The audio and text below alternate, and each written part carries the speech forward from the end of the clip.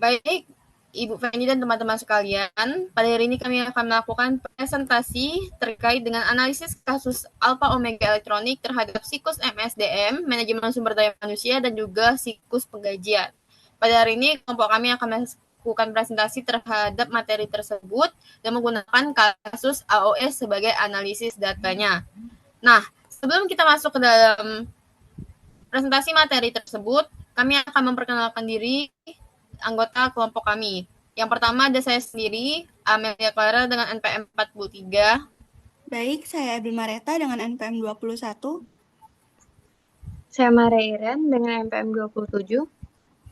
Saya Wilson Francisco dengan NPM 39. Saya Henny Renani dengan NPM 58. Saya Melinda dengan NPM 59.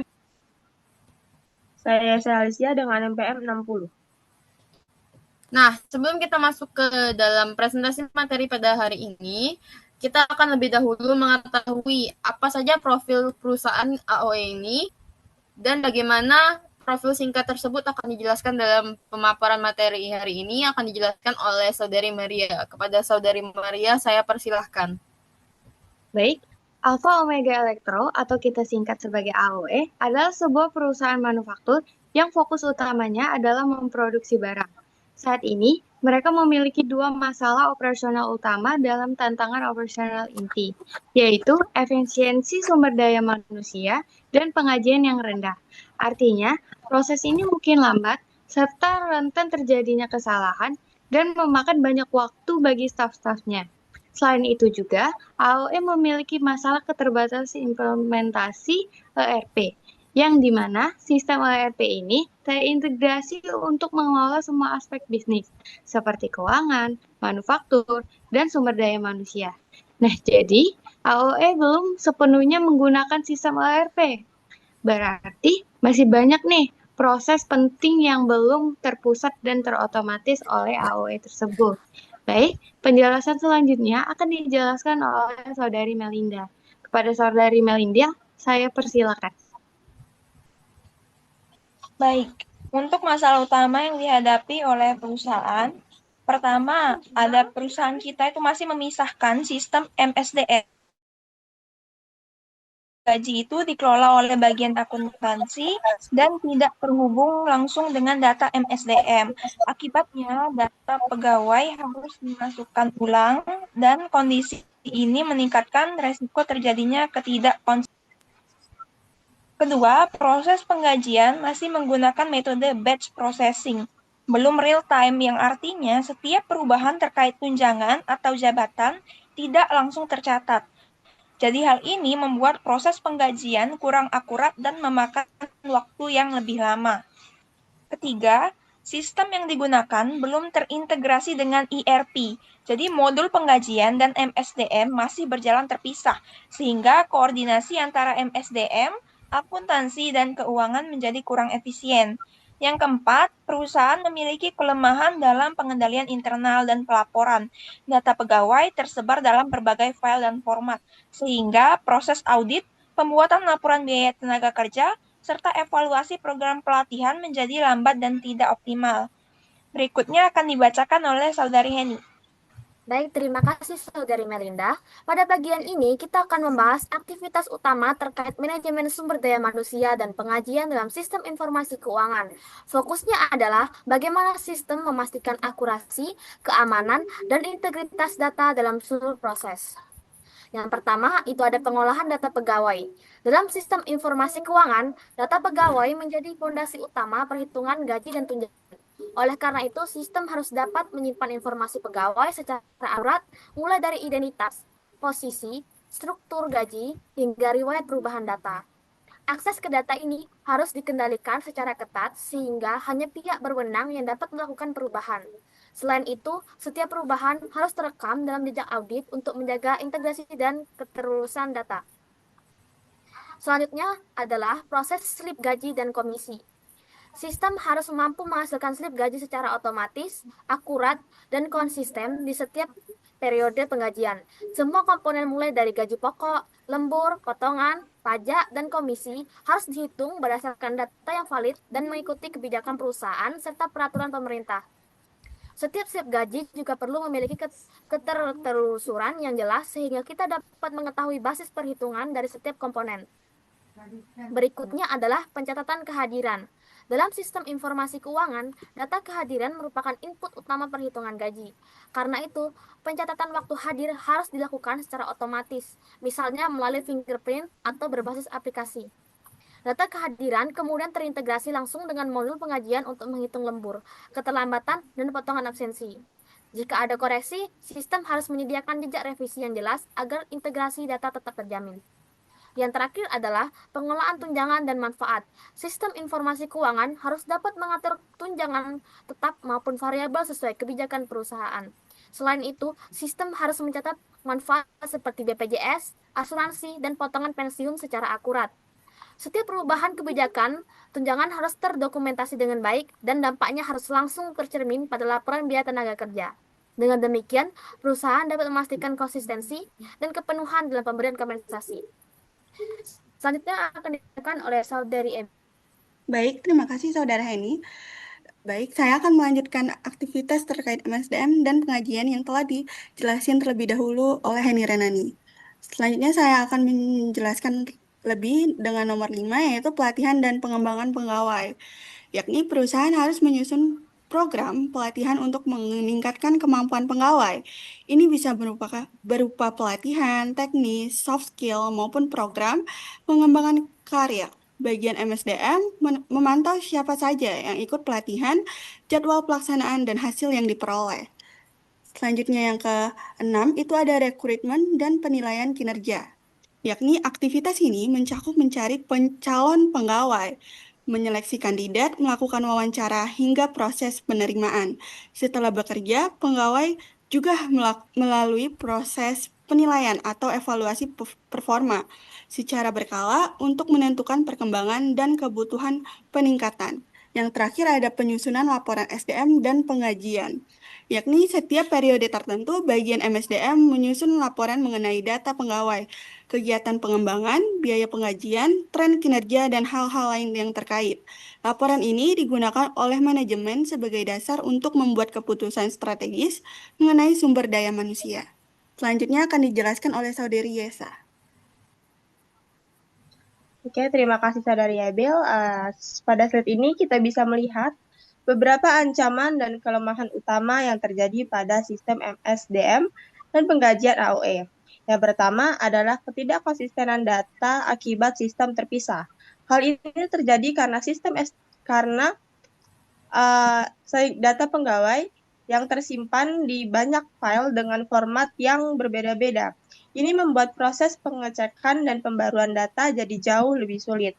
Lalu yang kedua adalah kesalahan penggajian karena proses manual.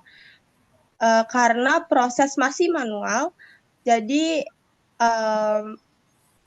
setiap perubahan data seperti lembur, komisi, dan absensi tidak langsung tercatat. Dampaknya slip gaji sering terlambat atau bisa saja terjadi kesalahan hitung. Selanjutnya adalah kesulitan melakukan audit dan rekonsiliasi. Karena datanya tercerai-berai, proses audit tidak hanya lambat tetapi juga rawan kesalahan. Bagian manajemen juga sulit mendapatkan laporan yang akurat dan cepat. Lalu yang terakhir adalah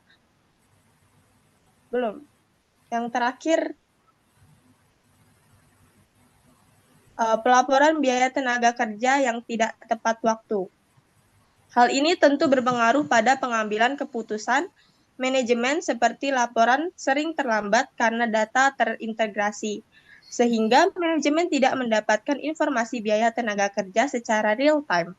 Lalu yang terakhir, kehilangan data dari file-file yang terpisah. Ini sangat berbahaya karena bisa berdampak langsung pada hak dan informasi pegawai. Selanjutnya akan dibacakan oleh Saudari Amel. Baik, dari masalah dan ancaman yang telah dipaparkan oleh rekan-rekan saya, maka solusi yang dapat diterapkan menurut kelompok kami adalah sebagai berikut. Yang pertama, kita harus mengintegrasikan modul MSDM, manajemen sumber daya manusia, dan juga penggajian ke dalam sistem ERP. Apa itu sistem ERP? Sistem ERP adalah Enterprise Resource Planning. Jadi, ini adalah sebuah sistem yang berfungsi sebagai pusat informasi yang menyatukan seluruh proses bisnis dari perusahaan. Jadi di dalam sistem ini ada dalam proses keuangan, manajemen sumber daya manusia, siklus penggajian, siklus penjualan, pembelian, dan juga siklus persediaan. Nah, di dalam satu siklus yang terkandung di dalam sistem ini memudahkan bagi pegawai. Mengapa memudahkan? Karena dengan adanya integrasi ini, semua data pegawai itu terkait dengan identitas, gaji, komisi, tunjangan pelatihan, serta evaluasi kinerja tersimpan dalam satu database yang terpusat. Lalu, informasi-informasi tersebut dapat diakses departemen terkait. Jadi, misal departemen akuntansi mau mengakses dan departemen manajemen mau mengakses secara bersamaan. Itu bisa dilakukan tanpa harus sulit lagi. Nah, pengaksesannya juga dilakukan secara real time, teman-teman. Jadi kita tidak perlu lagi memasukkan data yang berulang di bagian MSDM dan juga akuntansi. Nah, dengan adanya hal-hal tersebut, aliran data juga menjadi lebih lancar. Terkait kenaikan gaji, mutasi pegawai, bonus, ataupun lembur otomatis terhubung dan terupdate ke dalam sistem ERP ini. Jadi kita tidak perlu lagi nih repot-repot untuk mencatat dari satu persatu bagian database setiap departemen.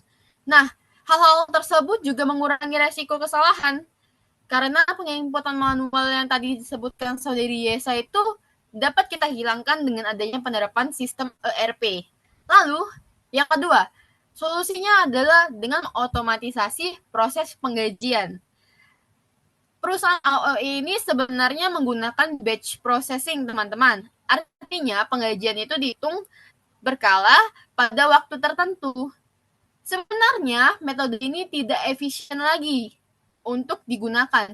Alasannya karena itu data itu berubah-ubah seperti gaji lembur, perusahaan, jabatan, itu kan dapat berubah seiring dengan bertambah waktu.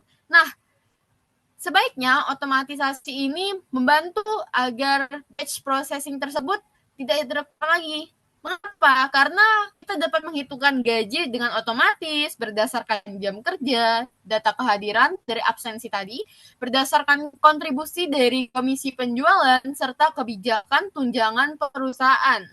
Nah, slip gaji yang kita input dan masukkan ke dalam sistem ERP ini dapat kita hasilkan kapan saja, teman-teman. Saat kita butuh, kita dapat menarik datanya, kita dapat cetak, tanpa harus menunggu jadwal-jadwal terkait batch tersebut. Nah, dengan adanya ERP ini, perubahan data tersebut dapat mempengaruhi nih perhitungan gaji yang seharusnya dapat berubah-ubah dengan fluktuatif ya, teman-teman. Jadi kita tidak perlu lagi proses manual. Selain itu, dengan adanya proses otomatisasi ini, dia dapat mengurangi beban kerja departemen akuntansi dan juga menghindari kesalahan manusia atau human error. Nah, yang ketiga, standarisasi dan sentralisasi data pegawai. Nah, dalam masalah yang tadi diterangkan adalah salah satu sumber masalahnya di AOE adalah datanya disimpan dengan berbagai format file yang berbeda-beda dan sebagian datanya itu diarsip tuh dengan tidak baik atau kurang baik.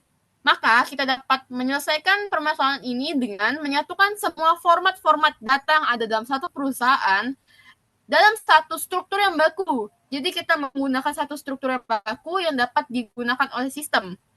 Lalu dengan adanya kebijakan tersebut, semua data terjamin bahwa pegawai menggunakan format yang sama, tidak ada perbedaan. Jadi memudahkan kita dalam pembuatan laporan karena datanya tersusun rapi dan juga seragam.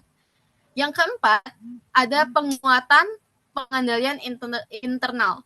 Karena perusahaan ini memiliki data yang tersebar tadi, pengendalian juga otomatis lemah, teman-teman.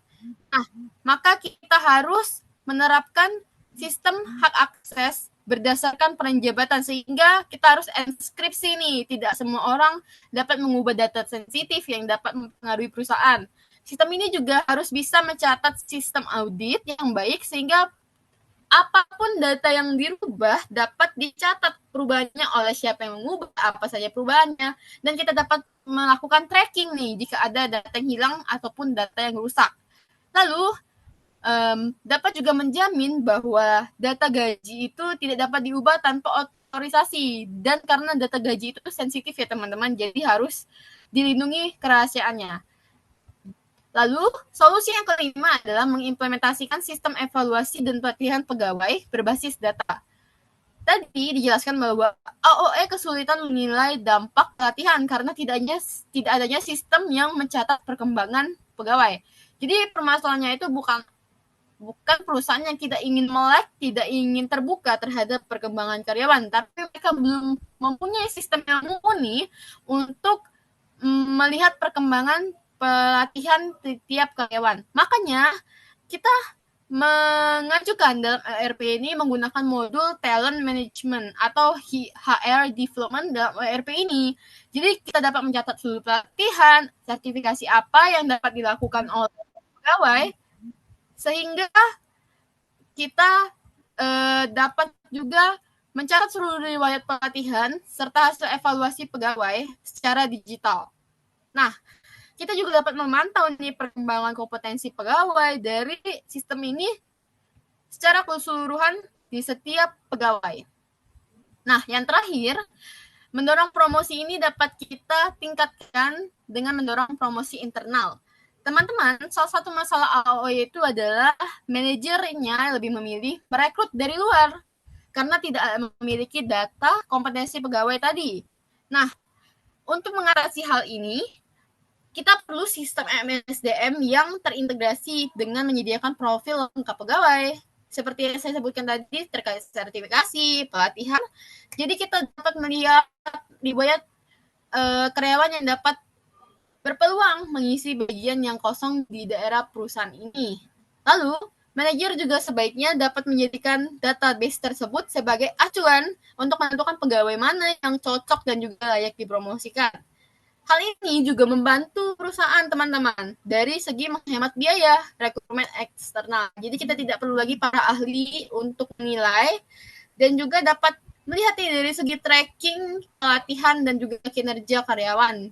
Jadi kita dapat memanfaatkan manajemen sumber daya manusia kita sendiri daripada mengambil dari MSDM luar perusahaan ini. Nah, lalu dari solusi saya tadi akan berpengaruh nih. Kita memerlukan pengaruh peran sistem informasi akuntansi dalam kasus ini. Nah, bagaimana sih perannya akan dijelaskan oleh rekan saya setelah saya ini. Silakan rekan saya. Baiklah, saya akan menjelaskan tentang apa saja peran sistem informasi akuntansi dan serta apa saja manfaat dari integrasi sistem ini. Yang pertama adalah menyediakan data yang akurat dan terpusat untuk seluruh departemen. Penerapan sistem informasi akuntansi berfungsi sebagai pusat penyimpanan semua data penting milik perusahaan, khususnya hal-hal yang berkaitan dengan manajemen sumber daya manusia serta dan penggajian. Dengan sistem yang terintegrasi, seluruh data dari berbagai departemen akan dikumpulkan menjadi satu dalam sebuah database yang sama. Hal ini akan membuat informasi jauh lebih akurat serta terupdate secara real-time untuk mengurangi resiko terjadinya inkonsistensi data karena adanya kesalahan input. Yang kedua, meningkatkan efisiensi waktu dan biaya operasional. Sebelum ada sistem yang terintegrasi, perusahaan harus mengerjakan banyak proses secara manual, seperti menghitung jam lembur, menyiapkan slip gaji, maupun verifikasi absen dengan buku ataupun kartu. Nah, dengan adanya sistem informasi akuntansi, proses-proses tersebut dapat dijalankan secara otomatis, di mana sistem akan langsung mengambil data absensi, menghitung gaji, pemotongan pajak, serta mengeluarkan slip gaji tanpa perlu proses manual yang panjang. Dengan pemrosesan otomatis ini, perusahaan dapat meningkatkan efisiensi waktu serta biaya yang dimana akan berdampak pada operasional jangka panjang perusahaan. Lalu yang ketiga ada memperkuat pengendalian internal dan keamanan data. Dengan adanya sistem informasi akuntansi, akan meningkatkan keamanan dan pengendalian internal perusahaan di mana sistem dapat membatasi siapa saja yang bisa melihat ataupun mengubah data tertentu sehingga tidak semua pegawai dapat melakukan akses terhadap informasi-informasi yang sensitif. Selain itu, sistem informasi akuntansi juga memiliki fitur audit trail, yaitu melacak riwayat aktivitas pengguna. Sehingga saat terjadi perubahan data yang tidak sesuai dengan prosedur, perusahaan dapat langsung mengecek siapa yang melakukan perubahan tersebut. Lalu yang keempat, yaitu mempercepat pembuatan laporan manajemen dan pengambilan keputusan. Dalam manajemen modern, data merupakan hal yang penting untuk pengambilan keputusan. Dengan adanya penerapan sistem informasi akuntansi, manajemen dapat langsung membuat laporan mengenai laporan gaji, laporan lembur, laporan absensi, maupun produktivitas pegawai secara cepat sehingga dapat membantu manajemen dalam melakukan pengambilan keputusan yang tepat berdasarkan informasi yang aktual. Lalu yang kelima yaitu mendukung perencanaan dan pengembangan SDM yang lebih strategis. Integrasi sistem informasi akuntansi dengan modul manajemen sumber daya manusia akan membantu perusahaan dalam mengembangkan sumber daya manusia secara efektif, di mana sistem akan menyimpan catatan lengkap dari setiap pegawai seperti riwayat, pelatihan yang pernah diikuti, sertifikasi, penilaian kinerja, dan kompetensi yang dimiliki oleh pegawai tersebut. Data ini akan sangat berguna dalam proses perencanaan karyawan, seperti untuk menentukan siapa yang layak untuk dipromosikan, menempatkan pegawai pada posisi yang sesuai dengan kompetensi mereka, maupun melakukan perencanaan rekrutmen karyawan baru yang sesuai dengan kebutuhan perusahaan. Dan yang keenam adalah meningkatkan kepuasan pegawai melalui penggajian yang tepat waktu dan akurat. Sistem yang terintegrasi tidak hanya menguntungkan perusahaan, melainkan juga menguntungkan pegawai secara langsung, di mana pegawai akan merasa lebih nyaman karena sistem penggajian berjalan secara transparan, cepat, dan akurat. Di mana keuntungan yang didapatkan oleh pegawai yaitu pegawai dapat mengakses slip gaji kapan saja, dapat melihat sisa cuti yang mereka miliki, serta tidak ada lagi kesalahan hitung lembur dan juga gaji dibayarkan tepat waktu. Hal ini akan membuat pegawai merasa lebih nyaman bekerja karena tidak perlu menanyakan mengenai penghitungan gaji maupun proses administrasi dalam melakukan cuti. Baiklah, berikutnya adalah kesimpulan yang akan dibacakan oleh Melinda.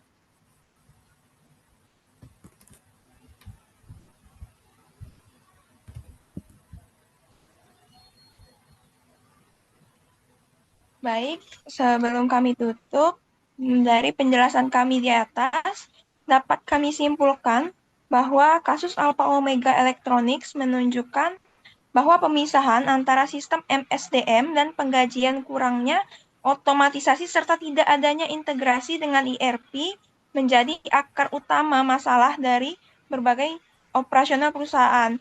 Kondisi ini menyebabkan data pegawai tidak konsisten, proses penggajiannya lambat, laporan manajemennya tidak akurat, dan pengawasan terhadap perkembangan pegawai menjadi tidak efektif. Nah, kelemahan tersebut tidak hanya mengganggu efisiensi tetapi juga berdampak pada pengendalian internal, koordinasi antar departemen, serta kualitas keputusan manajerial.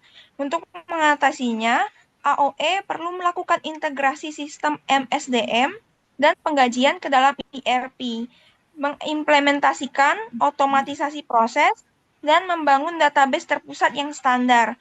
Dengan mengandalkan SIA, kita bisa membuat perusahaan itu memperoleh data yang lebih akurat, prosesnya lebih cepat, kontrolnya lebih kuat, serta peningkatan kepuasan dan produktivitas pegawai.